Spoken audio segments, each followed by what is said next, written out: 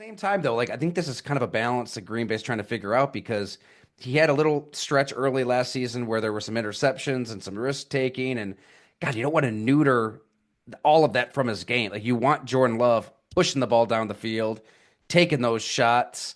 You don't want to turn him into some kind of game manager at 55 million a year. That's just bad finances too. So what is that perfect balance to strike then, you think, with a Jordan Love? Well, he's an aggressive. When I had him, he's an aggressive thrower. He wants to get the ball down the field. That was always kind of. He was a guy.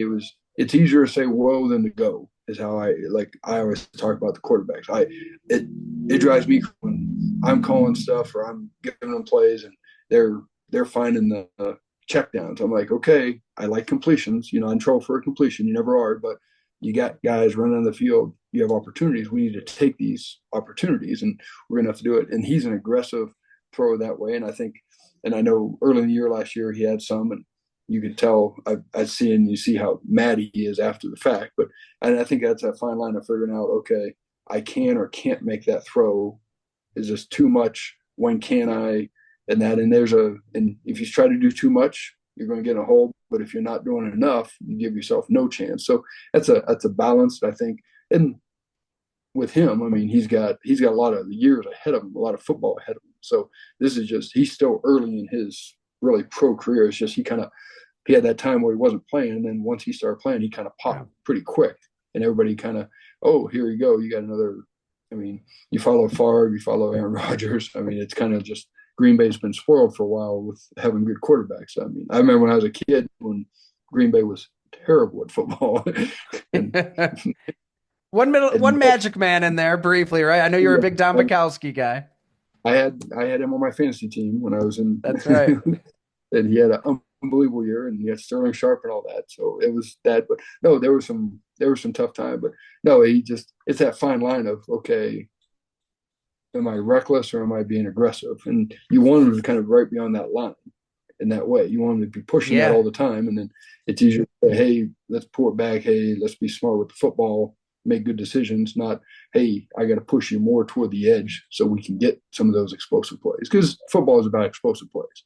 I mean, it's that's how you score points, and you win by scoring points. Protecting the football and getting explosive plays is the key to everything you do. Well, I hope Ben Johnson knocked some sense in everybody at the owners' meeting. It was my buddy Dan Weeder at the Chicago Tribune. I think he asked him the question, and I don't know if you caught it. Ben Johnson, in so many words, I'm paraphrasing, said like the biggest indicator between winning and losing to him is now EPA, not necessarily the turnover battle. Like the turnover battle, it matters, but I don't know. I mean, I feel like you can drill that into everybody's head, and all of a sudden, your quarterback, not just your quarterback, everybody's playing a little scared, a little tense. Like you got to play loose, right? You got to play to win, think to win, take chances. I think of anybody in any line of work too, David. I'm just thinking like back to when I first got into sports writing. I'm a 10th grader, 11th grader, writing at the Olean Times Herald, and my boss Chuck Pollock would. I mean, he would let me write columns in a professional newspaper about the NBA. Like I'm arguing, why Kevin Durant should be the first pick over Greg Oden. And I look back and like, why did he let me do that? It's like he was just letting me go. Like, let somebody succeed or fail and take chances in anything. And I don't know. I think that's just so good for the brain chemistry of anybody in any industry. And you saw it up close with Jordan. I imagine every quarterback loves playing for you if you're going to let him kind of slam that gas pedal within reason, right? You can't go 120 down the highway, but I don't. It's okay to be creative and innovative at this position.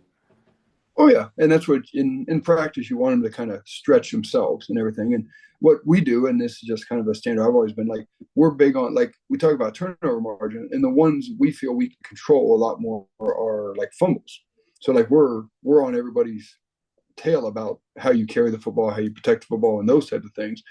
Um, and I've had it before because like and there's times when hey a guy drops the ball, you do something after practice with them. If they fumble up football, we're gonna talk about it. They're gonna like here they're gonna get up in front of the whole offense and explain to us the 5 points of pressure that how we carry a football because that's how important it is.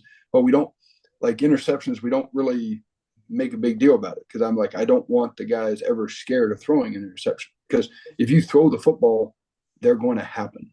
A ball is going to get tipped. You're going to think the window's there and it's not. A receiver is going to tip a football.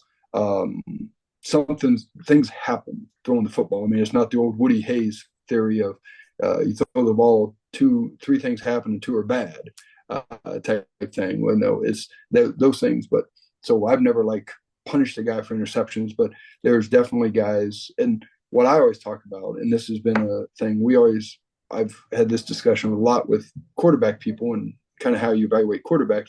The number one thing you can evaluate in a quarterback, I think, off of video is accuracy. You can watch their stuff, you can watch their game stuff, you can see are they an accurate thrower of the football.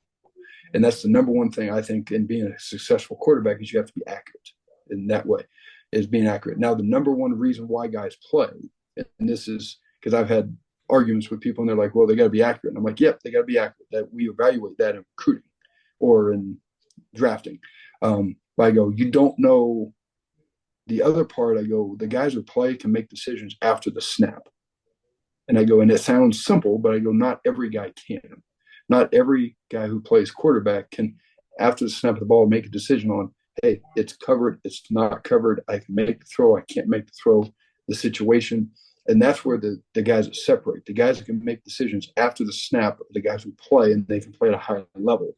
I've been lucky because, and I go back through it, like Brad Smith could make decisions. Now, he was probably a little bit more of a conservative guy because he had and I've run into this when you have a guy that's really athletic, he can run.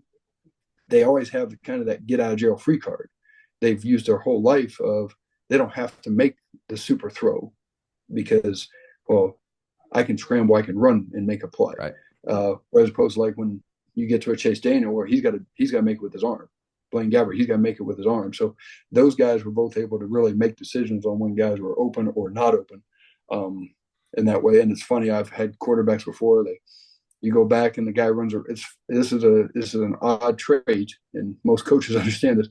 When a receiver runs the wrong route, it's amazing how many times we throw him the football. Okay, it is. The guy runs the wrong route, and the first thing the quarterback will tell you, I'll say, "What are you doing?" He's like, "He ran the wrong route." I'm like, "You threw it to him," because when the guy runs the wrong route, it's just like it blows their mind, and they're like, and they just throw the ball to the guy. And to the point, I've had guys before. We throw an interception in practice, and I'm like, and he's like, he ran the wrong route, and I'm like, he was covered, and you threw it to him.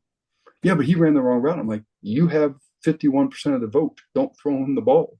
But it's the decision making after the snap is what I think differentiates quarterbacks that can really play the game at a high level. And then you have to have the physical traits, and the physical traits are what we can evaluate in recruiting, and that. But then, can you make the decisions after the snap? And then, do you have the ability to? I mean, in quarterbacks, they run the team. I mean, that's what they do. It's there's no difference. I mean, that is standard, I think, across everything. That guy has to be so good at what he does that the whole team can rally behind him, but he runs the team, and they do it in their own way, but they kind of are they have to be the alpha of the group, even if they're not the guy that stands up and says all the stuff but everybody knows it's his team, and where he goes, we can go. And if he can't get us there, guess what? We won't get there.